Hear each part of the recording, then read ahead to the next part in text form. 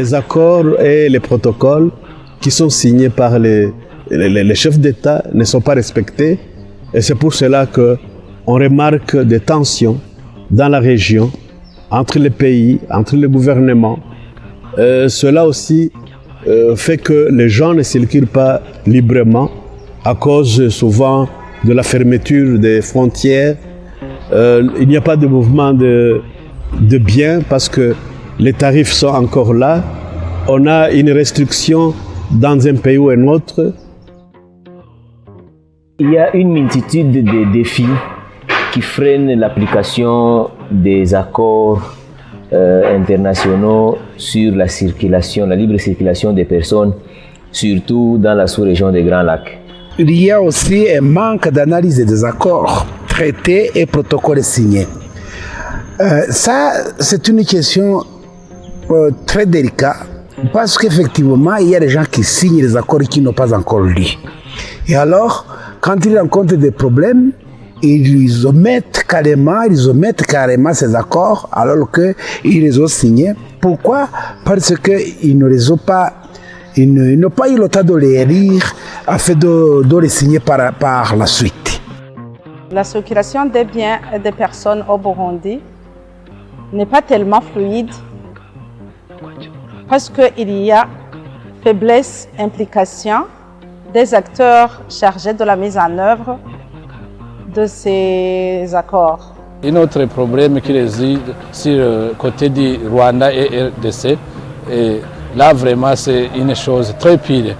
Et on ouvre la frontière 6h jusqu'à 15h.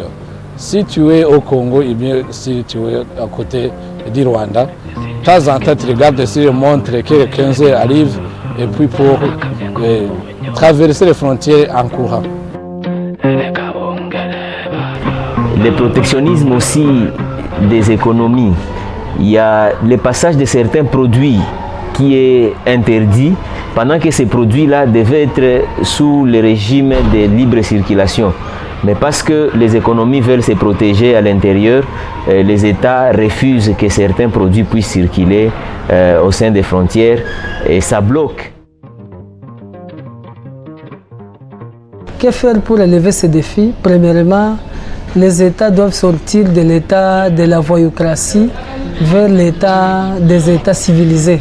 Il faut aussi qu'il y ait l'implication de la société civile dans l'intégration économique, afin qu'il y ait une liberté de circulation des personnes et des biens dans la région. Mambo ya wachuruzi wadogo tuko na maproposition yetu tunapenda kuendesha kwa gouvernement yetu ya Kongo na ngambo ya Burundi. Ya kwanza tunaomba affichage ya maproduits zenye zinakubaliwa murekose mwale régime commercial simplifié.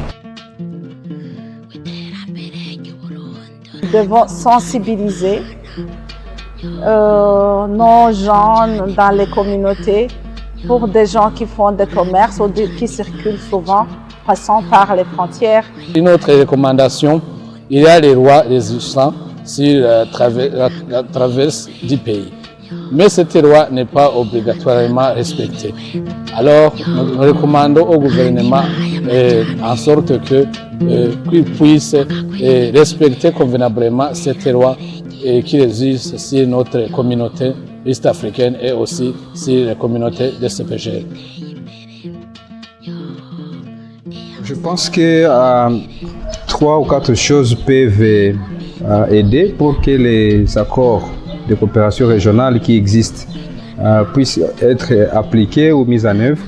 Et la première serait que les dirigeants actuels reviennent à l'esprit des pères fondateurs de l'Afrique qui voulaient absolument une intégration économique et politique du continent. En tant qu'autorité provinciale politique, ce que nous devons faire pour que la circulation des biens des personnes soit améliorée dans notre région, c'est d'abord de faire beaucoup de réunions entre nos responsables et les responsables de nos pays.